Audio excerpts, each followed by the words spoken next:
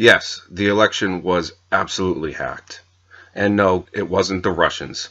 And the hack was not in favor of Donald Trump, but for the opposing side. I'll tell you who and why and how. Despite manipulating the millions of votes, Trump still won. And who the hell is this guy, and how did he know?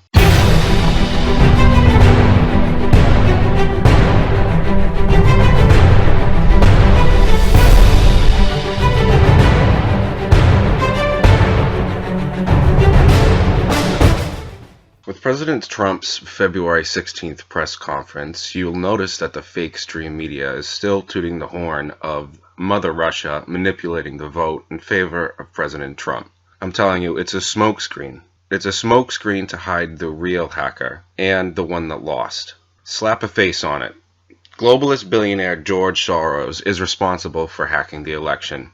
Him and his, quote, powerful elite world affiliates. Consider his financial interests in the company Smartmatic, a UK-based voting machine company which deployed in many US battleground states for the 2016 presidential election.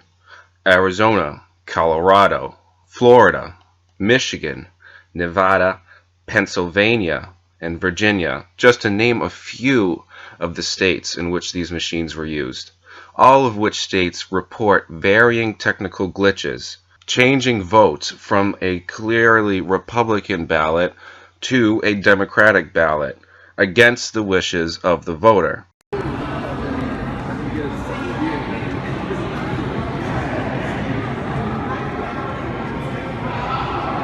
Of course.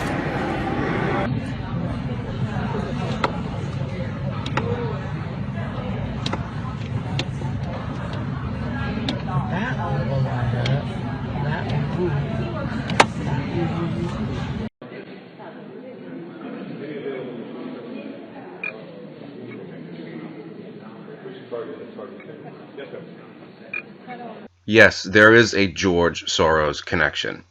The same man with the money backing paid protesting groups like the vagina costume feminist pussy hat protests during the inauguration.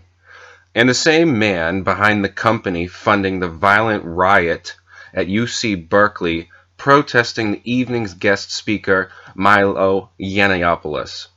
People got hurt, property got damaged, and the police were ordered to stand down. Why would the Soros-funded liberal snowflake protest of fabulously openly gay 32-year-old British Breitbart journalist take place?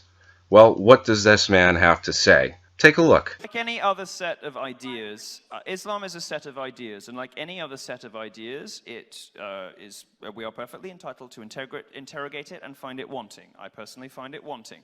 I would also like to say, as a gay person, I am fucking terrified by mass Muslim immigration because the homophobia in the Islamic community, in the Ummah, is not restricted to terrorists. It is not restricted to ISIS.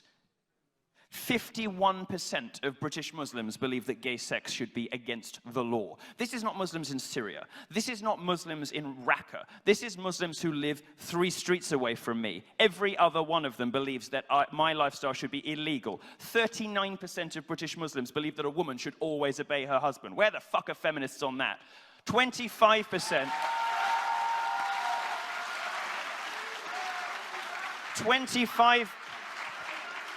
25% of British Muslims believe that Sharia law should be instituted, which under certain circumstances treats a woman's... Milo, he's trying to narrow in on a question. Well, I'm going to finish. Treats a woman's testimony as worth half of a man's. The Queers for Palestine, possibly the stupidest people to walk the face of the earth, overlook the statistic that 97% of Palestinians believe that homosexuality is an unacceptable lifestyle choice. I'm not scared by terrorists, I'm scared by Islam. Obviously not an opinion in line with the Hillary camp globalist liberal snowflake policy. In another good tidbit of research, Washington Times reports Clinton received 800,000 votes from illegal non-citizens. The study was conducted by political scientist Jesse Richman of Old Dominion University in Virginia. Multiple avenues were used to disrupt and disarm the fair election of President Trump, all pointing to the billionaire George Soros. Yet despite millions of votes manipulated in favor of Hillary, Trump supporters flooded the ballot and he still won. Who the hell is this guy and how did he know this would happen? This is where my channel gets really fringe. People, I'm just getting started here, so you need to subscribe to hear more. Former British politician, alien contactee, and deeply connected insider Simon Parkes revealed in a Skype interview with Project Camelot back in September of 2016. He predicted exactly what we are talking about. Please have a look. All right, well, let's quickly then move across. Why is this bad for my country and America? Because no matter what the media says, private polling in the United States of America shows Mr. Trump is with 60% of the vote. Privately, Mr. Trump is going to win the election. Now, you know that you have some very outdated machines that count your votes, deliberately so. It's possible to alter upwards of 1 million votes, but the majority, excuse me, the majority that Mr. Trump would get is so great that those counting machines could not alter the election. He would still win. Fantastic interview, one of many, and one of many other interviews featured on Project Camelot. In the next video, we'll talk a lot more about this group.